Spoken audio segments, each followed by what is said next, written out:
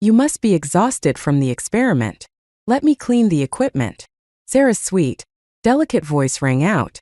The pink cheongsam she wore made her look even more charming and endearing. No need for that.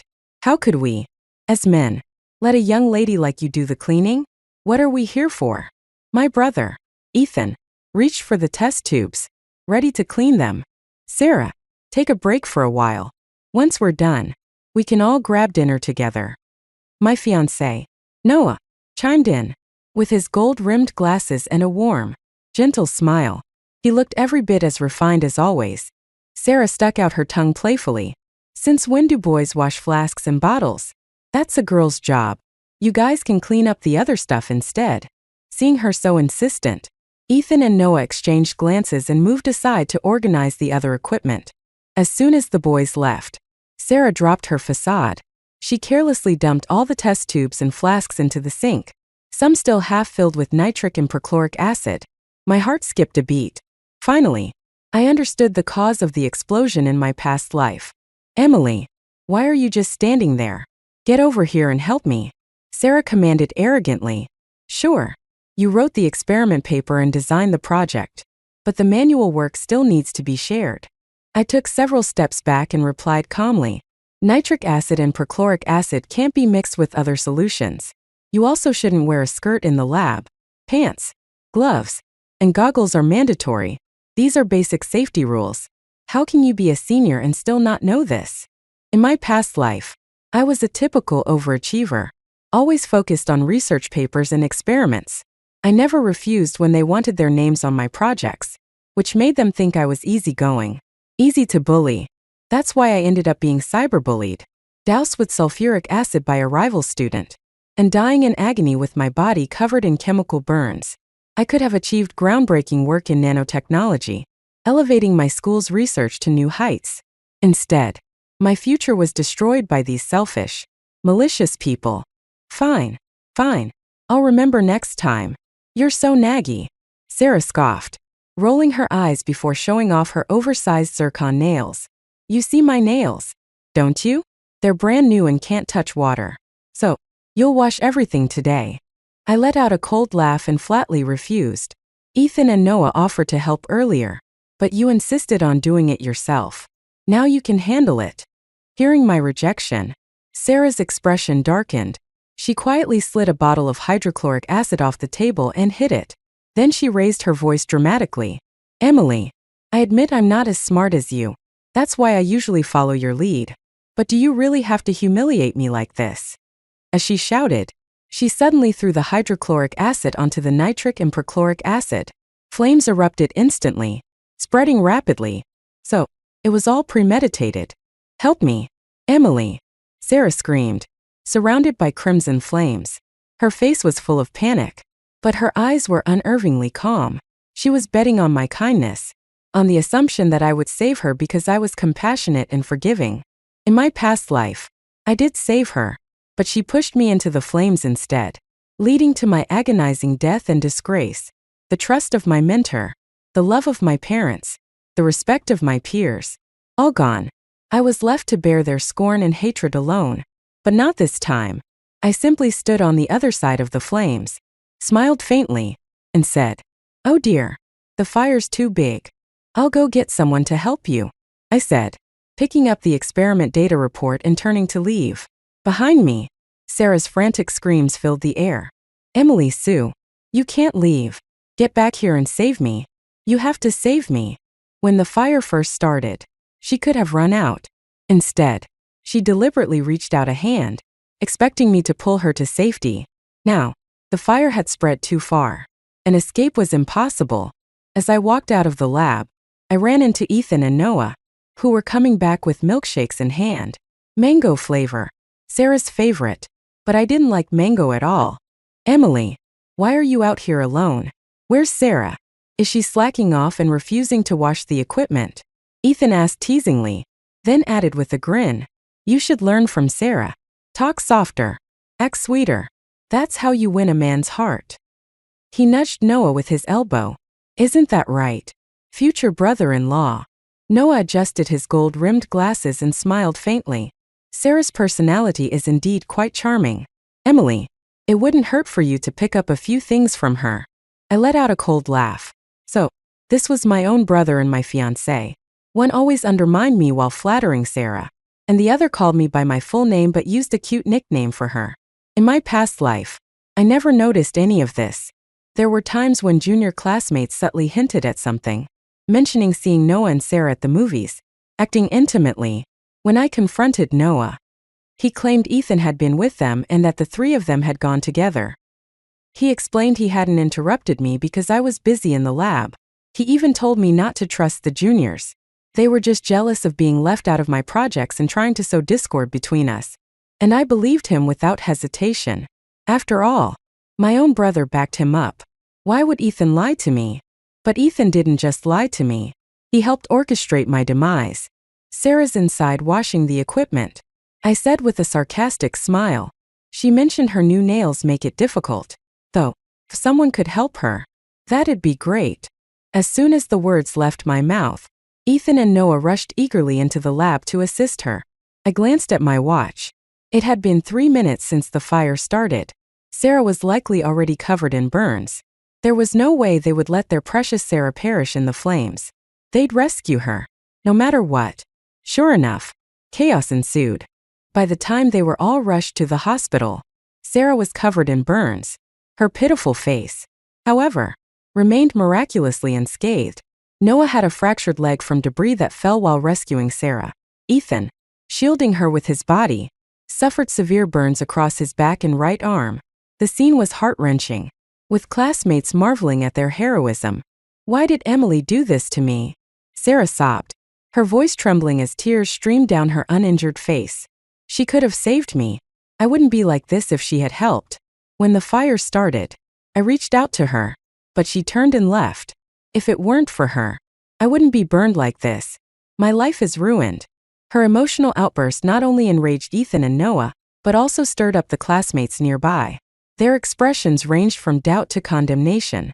The professor frowned, clearly skeptical of Sarah's story. Emily doesn't seem like the kind of person to act that way, he said. I'll get to the bottom of this. But Sarah's theatrics had already worked on many of the students, who began voicing their accusations against me, emboldened by her manipulations. I know Emily Sue is your star pupil, but Sarah is in this condition now.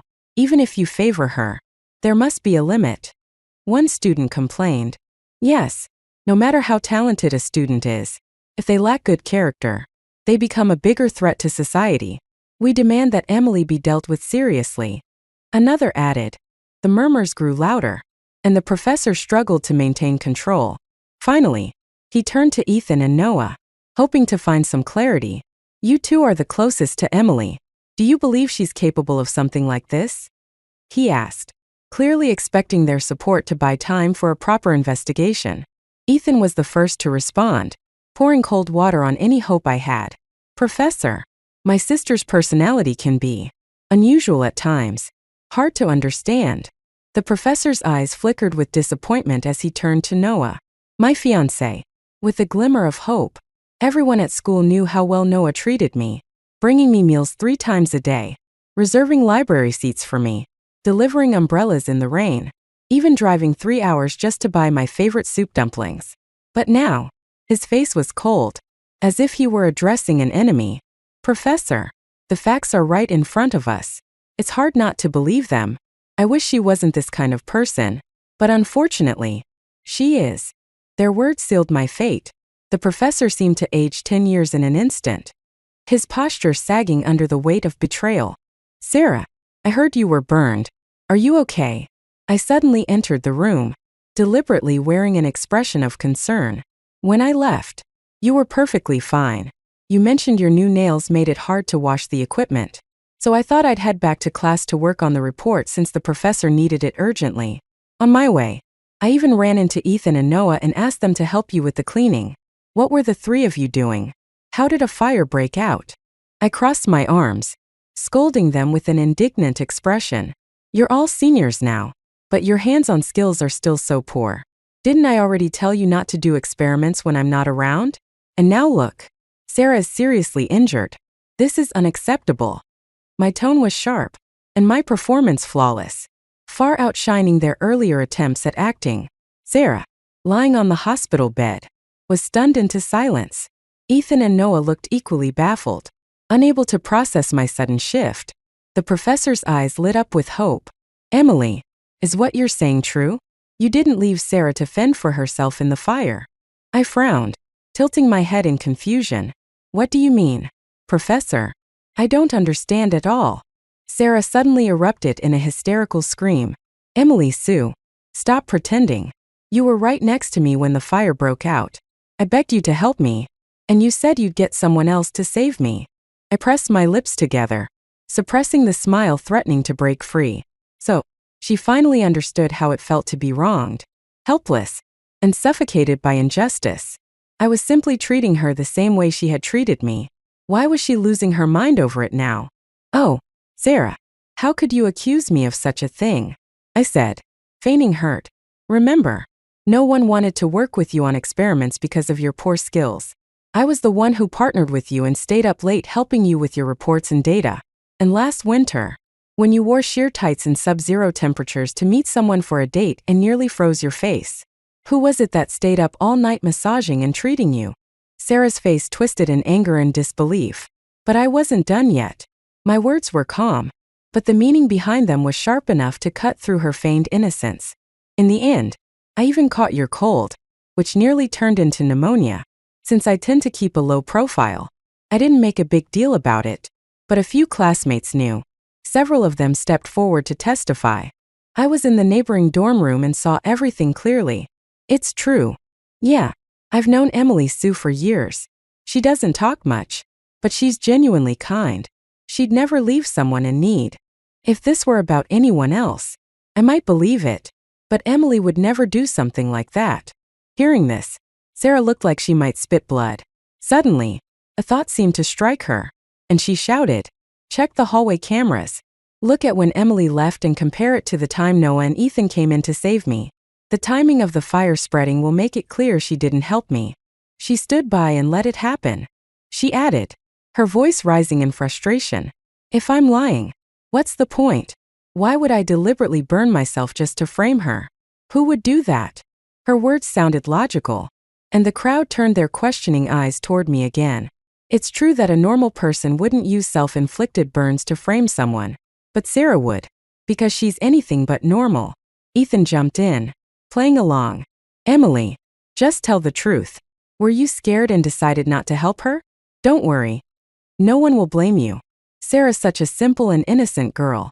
She wouldn't accuse you without reason." I feigned hesitation for a moment, then sharply slapped Ethan on the back. He gasped in pain, his white bandages instantly soaking through with blood. "Oh no. I'm sorry, Ethan. I got too emotional and forgot about your injury," I said, my voice full of mock concern. Ethan clenched his jaw, clearly in agony, but forced a smile to reassure me. "It's fine. Just tell me, did you really not help her?" I shook my head resolutely. "No, I didn't." Finally, I understood why Sarah was so insistent on accusing me. It had to be because I refused to clean the test tubes earlier and pointed out that her attire didn't meet lab safety standards. I'd reminded her that nitric and perchloric acids couldn't be mixed with other substances because it was dangerous and explosive. And I'd told her wearing a skirt without goggles was unacceptable. That must have been when she started holding a grudge. I sighed dramatically. "Sarah, if you'd followed basic lab rules, you wouldn't have ended up with such severe burns." The classmates around us now looked at Sarah with mixed emotions. After all, in my 4 years at college, I'd helped countless classmates and brought the school numerous honors. I was a model student with no history of wrongdoing. Sarah, on the other hand, was infamous for her poor grades, shamelessly flirting with men, and even stealing others' boyfriends. Her reputation wasn't spotless by any means. As for the lab hallway cameras, they'd been broken for months. Sarah was at a loss for words. Furious, she nearly lunged off the hospital bed to strangle me. Her bloodshot eyes glared at me, twisted with rage and fear. I smirked coldly. "What, Sarah? Didn't I already die tragically in my previous life?" I remarked, my tone icy. Before leaving, I dropped a bombshell. "By the way, the mentors and I investigated the cause of the fire. It turns out nitric and perchloric acids mixed with hydrochloric acid, triggering the explosion. I saw with my own eyes that you threw the nitric and perchloric acids into the sink. The hydrochloric acid bottle was a meter away from the sink. Couldn't have spilled accidentally. So, this wasn't an accident. Investigators will be coming to question you about the details soon. Sarah, who had been hysterical moments before, suddenly quieted down. Her eyes darted around nervously, guilt written all over her face. In my past life, I'd been so gravely injured that I was unconscious for 2 days. By the time I woke up, the blame had already been pinned on me. Ethan and Noah both pressured me to accept responsibility, saying the damage was done and that my life was already ruined. They begged me not to destroy Sarah's future on top of everything else. But this time, it's Sarah's future that's destroyed. I wanted to see how they would talk their way out of this. As I stepped out of the hospital room, the professor approached me, his voice filled with relief. Thank goodness this had nothing to do with you, Emily. Otherwise, I wouldn't have known if I could even save you with this old face of mine. A warmth spread through my chest, and I felt a lump rise in my throat. In my past life, the professor was the only one who tirelessly advocated for me after the incident, trying to prevent the school from expelling me. He even sought out the world's top dermatologists, hoping to restore me to normal. But in the end, I let him down, dying in a rotting, filthy corner of the world. This time, I wouldn't let that happen. The professor continued, his tone both pleased and regretful. The thing I'm happiest about is that you managed to save the results of your 10 years of hard work. It would have been such a shame if it had been destroyed in the fire. He patted my shoulder, his voice heavy with meaning. If you lose 10 years worth of experiments, you can always spend another 10 years. But life is the most precious thing of all. The experiment is finished now. From here on, you'll work with me on other projects. Just you. Don't bring anyone else along. Though he didn't say it outright, I understood what he meant. Sarah's character was questionable, and my brother Ethan and Noah had disappointed him deeply. I nodded obediently. Yes, Professor. I understand. Satisfied, the professor left to handle the follow-up to the lab explosion. Since neither I nor his prized research were implicated, he no longer needed to tread carefully. As soon as he was out of sight, Ethan and Noah appeared, trying to act concerned. Emily, it's a good thing you weren't in the lab during the fire. If you'd gotten hurt, Mom would have skinned me alive, Ethan said with a fawning smile. Noah chimed in. You have no idea how intense that fire was, especially when it exploded at the end. We almost didn't make it out. That moment, all I could think about was how I had to survive. For you, I couldn't bear to leave you alone. I looked at them, my expression neutral, but inside, I saw them as nothing more than clowns. Ethan, visibly nervous, rubbed his nose and added, about what happened in the hospital earlier. We didn't think it through. That's why we misunderstood you. But you have to believe us. Noah and I love you more than anyone in the world. We'd never hurt you. Please forgive us this time. I smirked, the gesture casual. Sure. It's not like this is the first time you've taken Sarah's side. I'm used to it. But this will be the last time. If it happens again, I won't care about you anymore. My words made them exchange glances, their earlier resolve to defend Sarah now wavering. They knew me well enough to understand that while I was usually forgiving, once I got truly angry, nothing they said would matter. Still, Ethan hesitated, asking cautiously, Emily, weren't you close with Sarah before? Now she's so badly injured and might even face punishment from the school. Don't you feel sorry for her? I let out a cold laugh. You were supposed to clean the equipment. She insisted on taking over but didn't follow even the most basic safety rules.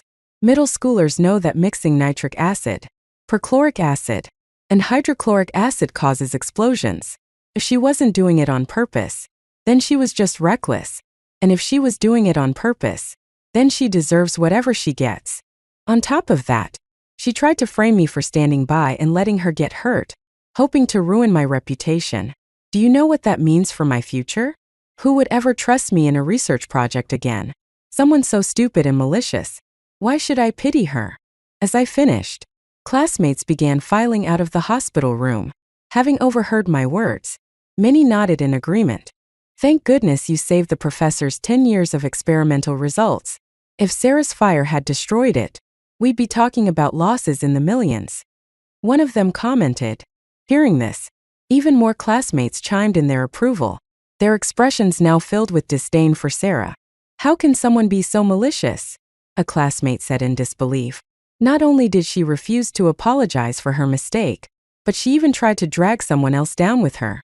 How did someone with that kind of intelligence even get into our school? I don't get it either.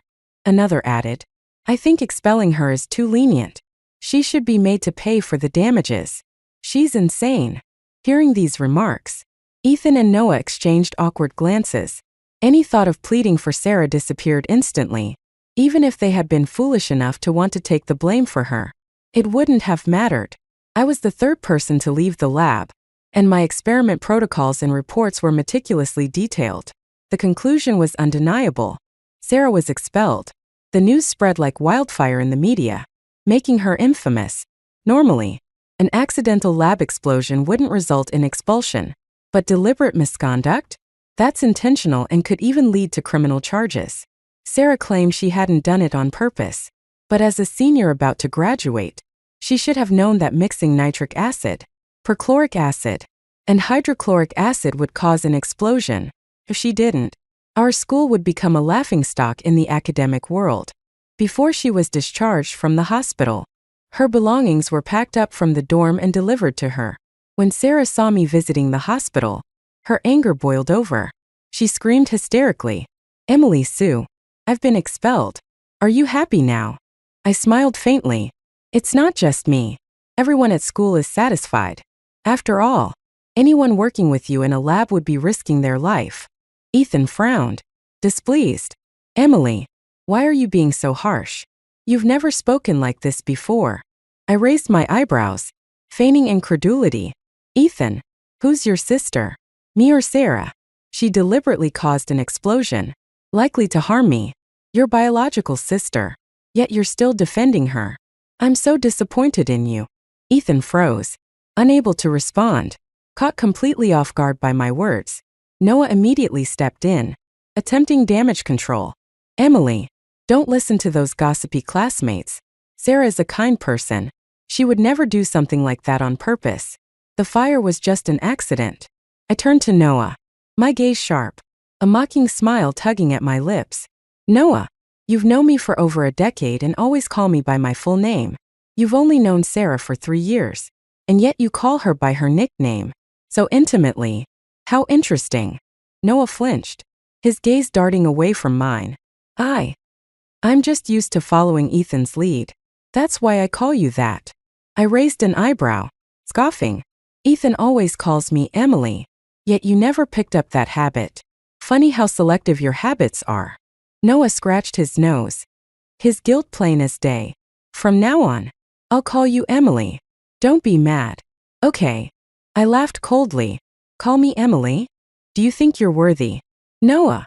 Noah's expression darkened immediately. What do you mean by that? Emily, I already explained. It's just a habit I picked up from Ethan. Do you really have to blow this out of proportion? Why can't you be more understanding? Like Sarah. I didn't even hesitate. I raised my hand and slapped him across the face. Even a dog knows to be loyal to its owner. You're not even as good as a dog. Do you think you'd be where you are today without me tutoring you, letting you piggyback on my experiments, and adding your name to my work? And your parents' failing company. Without my family's help, it would have gone bankrupt ages ago. I said coldly. Oh, and by the way, I've already sent the photos of you and Sarah fooling around to my parents. Our engagement is in the process of being annulled. With that, I pulled out a stack of photos from my bag and flung them at Noah's face. The pictures scattered like snowflakes in the air, showing him and Sarah being intimate at the movies, feeding each other at trendy restaurants, holding hands romantically on a beach, and even kissing in bikinis. I had spent a bit of money on a private investigator, who also managed to obtain their hotel check-in records. Noah frantically bent down to pick up the photos, but there were too many for him to gather quickly. Meanwhile, Ethan caught a glimpse of the pictures, and his face turned ashen. He looked at Noah, then at Sarah, as if the betrayal had struck him like a physical blow. It was obvious that Ethan had been spending a fortune on Sarah over the years, showering her with lavish gifts from luxury brands. Though their relationship was ambiguous, Sarah had always kept things flirtatious and intimate enough to keep him hooked. But Sarah's true nature was undeniable. She was fixated on everything that belonged to me. Noah suddenly dropped to his knees, tears streaming down his face. Emily, I was wrong. I'll never do it again. Please, just give me another chance. I can't lose our engagement. My parents will kill me if you call it off. He was genuinely panicking now, but regret came too late. There's no remedy for past mistakes. I bent down, gripping his chin tightly. My tone was mocking and full of disdain. Sorry, I'm not a garbage collector. Don't ever show your face in front of me again. Otherwise, I'll revoke all the experiment credits I gave you. Enjoy extending your graduation. Noah collapsed to the ground, his face pale and lifeless. He knew me well enough to understand that I rarely got angry, but once I made up my mind, no one could change it. Before leaving, I turned to Sarah for one last jab. Congratulations, Sarah. 3rd-degree burns? You're officially disabled now. At least you'll get discounts at tourist attractions in the future. Sarah nearly jumped off the hospital bed in fury, screaming, Emily Sue, you bitch, get out of here. I never want to see you again. I waved cheerfully. Sure thing. I'm afraid if I see too much of you, I'll have nightmares. Her hysteria intensified, and she started cursing me even more. To me, her rage was music to my ears, a triumphant fanfare. True to their word, my parents moved quickly. The next day, the announcement of my annulled engagement to Noah was splashed across the newspapers. At dinner that evening, my mom shook her head in disbelief while placing food on my plate. It's true what they say. You never really know someone. We've known Noah since he was a child. But who would have thought he was capable of something like this? I nodded in agreement. Exactly. But luckily, I take after you. Mom, I know when to cut my losses and move on. Then I added with a smile. Oh, by the way, can you and Dad have a talk with Ethan? Ethan was still at the hospital, staying by Sarah's side. It had been 2 weeks, and he hadn't attended a single class. The professors warned that if he missed any more, he would fail his courses. Dad was furious. He called Ethan and unleashed his wrath. Ethan Sue, I've spent a fortune sending you to school, not so you could chase after women, and now you're skipping classes and risking failing? Who gave you the guts to pull something like this? Get back here right now. If I don't see you in 30 minutes, don't bother coming home again. It didn't even take 30 minutes. Within 15 minutes, Ethan came rushing home in a panic. What greeted him was Dad, belt in hand, unleashing a storm of blows. Ethan's back and arms were soon covered in red welts, the marks glaringly bright against his skin. Ethan shot me a venomous look, but I just shrugged innocently, adding fuel to the fire. I said, Ethan, why are you looking at me like that? I'm doing this for your own good. You've studied hard for 12 years, only to risk failing your courses because of a woman? Look at me. Noah and I grew up together. We were childhood sweethearts for over a decade. But the moment he betrayed me, I ended the engagement immediately. It's not that I wasn't hurt, but I knew our family's reputation matters more than personal feelings. You need to think not just about yourself but also about Mom and Dad. They've given us the best of everything growing up. The best education. The best opportunities. Isn't it our responsibility to live up to their expectations? Mom and Dad seemed deeply moved by my words. Their gazes toward me were filled with pride and satisfaction. While they had favored Ethan in our childhood, my exceptional accomplishments and maturity had gradually shifted their perspective. With the influence of their progressive social circle, they no longer insisted on Ethan being the sole heir to the family business. Dad delivered his final ultimatum. Look at your sister. So sensible. So outstanding. You need to learn from her. If you embarrass us again, don't blame us if we cut you off completely. Ethan, still reeling from the pain, took a sharp breath and muttered, I understand. I won't disappoint you again. The beating left Ethan bedridden for a week. Similarly, Noah was also punished by his parents, who didn't hold back. He was confined at home, unable to leave. At one point, his mother even sent me photos of Noah covered in bruises. hoping to stir my sympathy and convince me to change my mind about the engagement. Instead, I saved the pictures. Whenever the cafeteria food was bland, I'd pull them out to amuse myself while eating. After I asked Noah's mother for more pictures 3 times, she finally blocked me. What a pity. So petty. While I was gleefully enjoying the situation, Sarah was at the hospital, pacing like an ant on a hot pan. She needed a skin graft but didn't have the money to pay for it.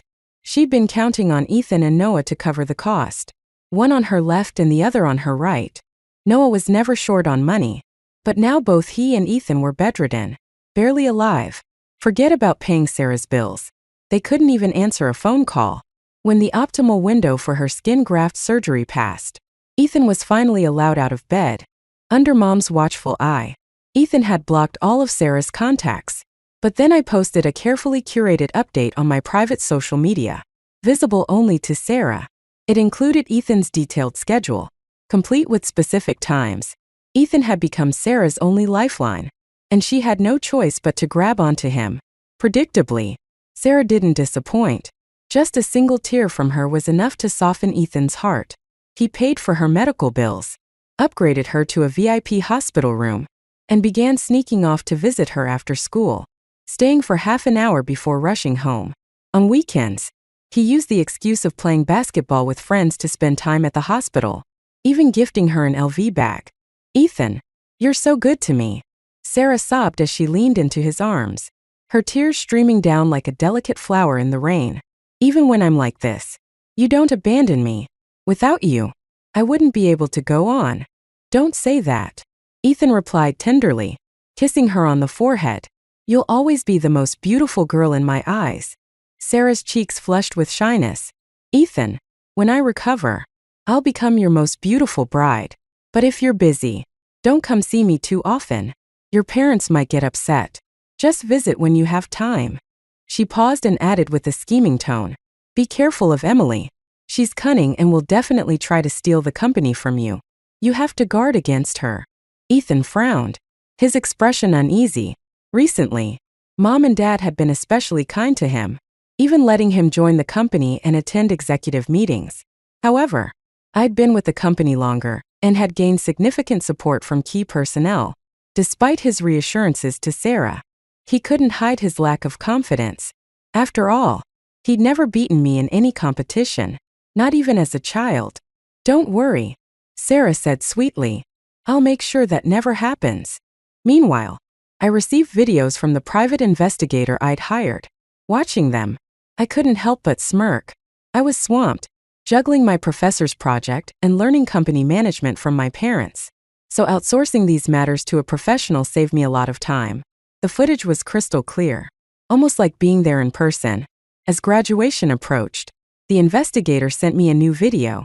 This time, a man appeared on Sarah's hospital surveillance. A slightly overweight figure with black-rimmed glasses and a vicious gleam in his eyes. I recognized him immediately. He was the student who had thrown sulfuric acid on me in my previous life, leaving me to die in agony and despair. My body trembled, a chill running down my spine. So, my death in the past wasn't an accident. It was orchestrated by Sarah. This time, sending her to hell wouldn't be too much, would it?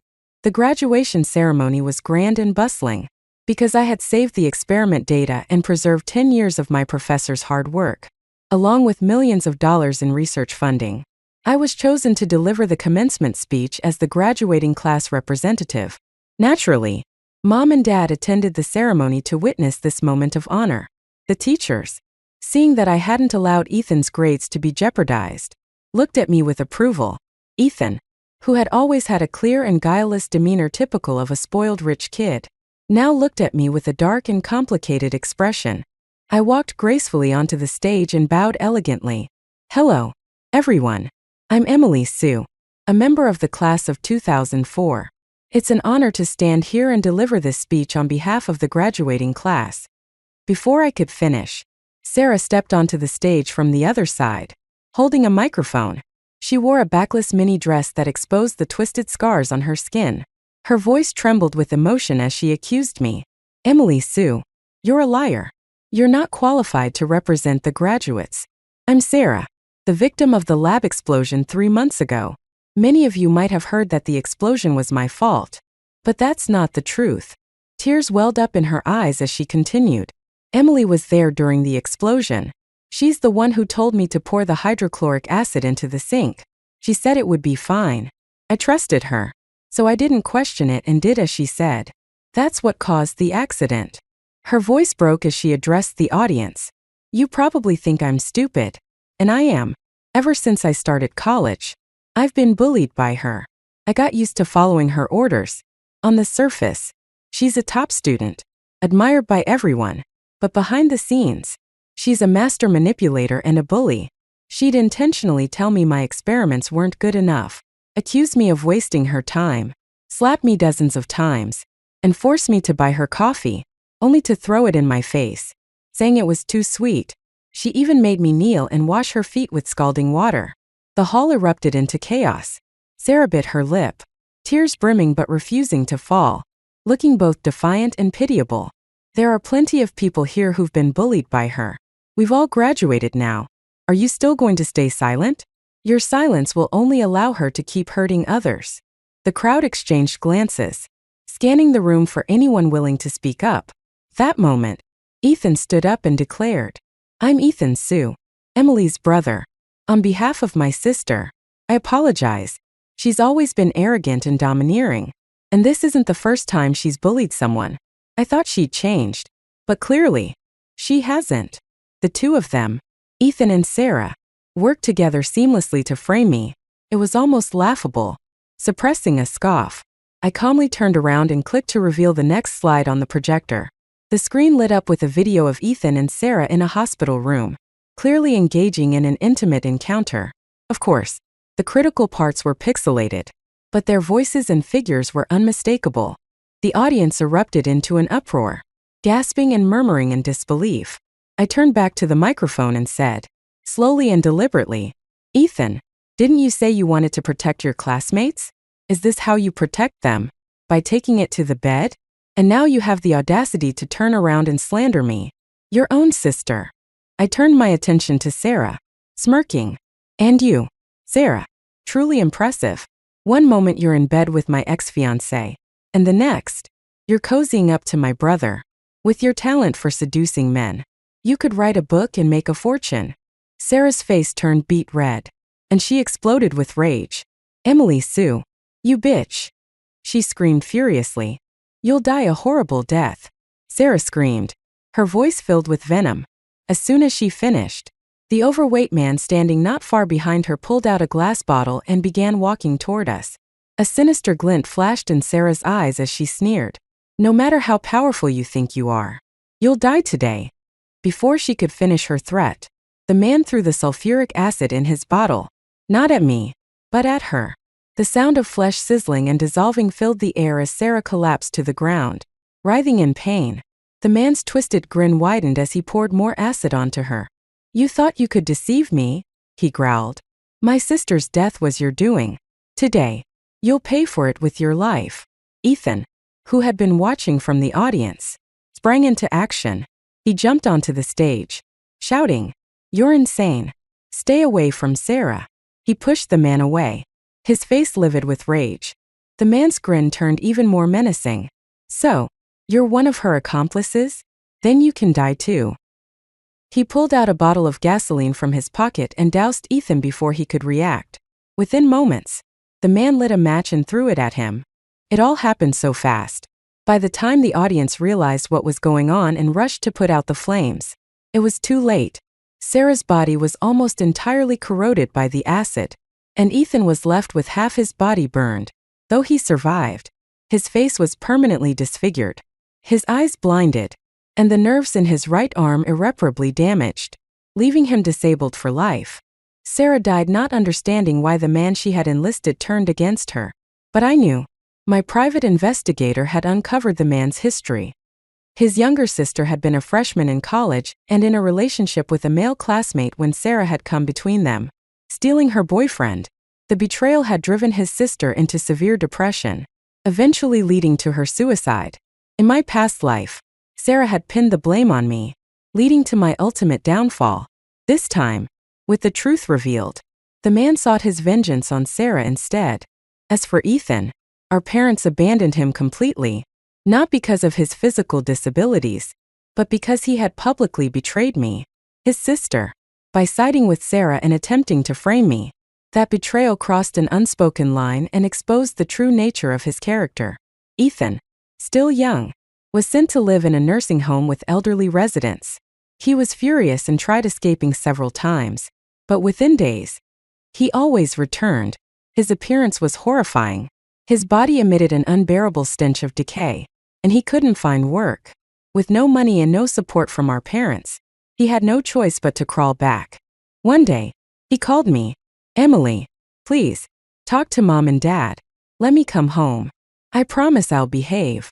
I coldly refused. "Ethan, you're disgusting. You reek of rot, and your face is too hideous to look at." He snapped, screaming at me. "Emily Sue, how can you treat me like this? I'm your brother." I laughed mockingly. "You remember you're my brother now? Funny, because when you were helping Sarah frame me, you seemed to forget. Did it ever cross your mind what would have happened to me if I hadn't been prepared with that video? I'd have been expelled, disgraced, doused in acid, and left to die." I took a deep breath, my voice cold as ice. "Ethan, I'll let you live, but only just. That's the extent of my mercy. After all, you are my brother. You were kind to me when we were little. That's the only reason I'm sparing you."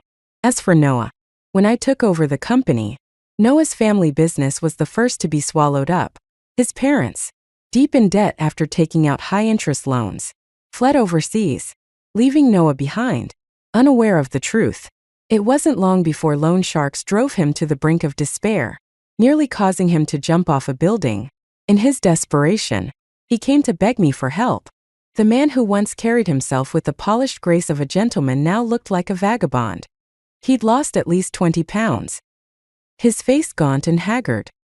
His entire demeanor worn and pitiful. "Emily, please help me," he pleaded, his voice hoarse. "Are you really going to stand by and watch them kill me?